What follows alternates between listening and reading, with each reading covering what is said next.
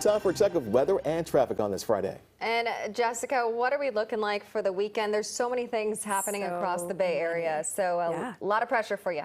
Yes and no. You didn't need to put that on me like that. No, in all seriousness, there is a lot of things going on for us this weekend. A beautiful forecast ahead of us.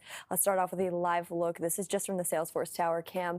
You see that marine layer slowly building its way into the bay. It'll continue to push its way in as we head into the afternoon hours. This is another live look just with that fog creeping its way in. Daytime highs today will warm up even as we extend into the noon and 2 o'clock hour, mostly in the 60s. But then as we take a live look from the Mount Diablo cam, it's a completely different sight to see. I love that about this area. I love all of our microclimates. We're dealing with dry, warm conditions for us today. Concord expected to get up into the 90s once again with a lot of sunshine in store for us.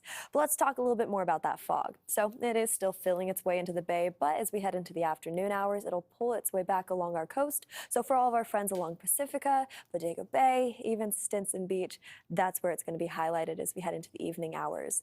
The overnight recovery process will allow for that fog to roll back in, though, so we're waking up tomorrow with pretty much the same trend as we start off our Friday or Saturday forecast. So daytime highs today in our microclimates all the way down into the Santa Clara Valley, still ranging about 12 degrees above average in the 90s. As we head off closer to the Tri-Valley, it's a very similar trend, more 90s in sight for us, but it's a lot cooler closer to Pleasant Hill, only sitting around 92.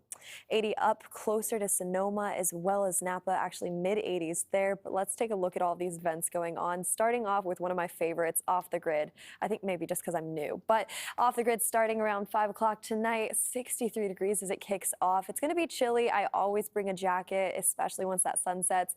Another one that's going on in Redwood City, Music on the Square. As that kicks off, we're expecting temperatures to be a lot warmer, sitting in the low 80s.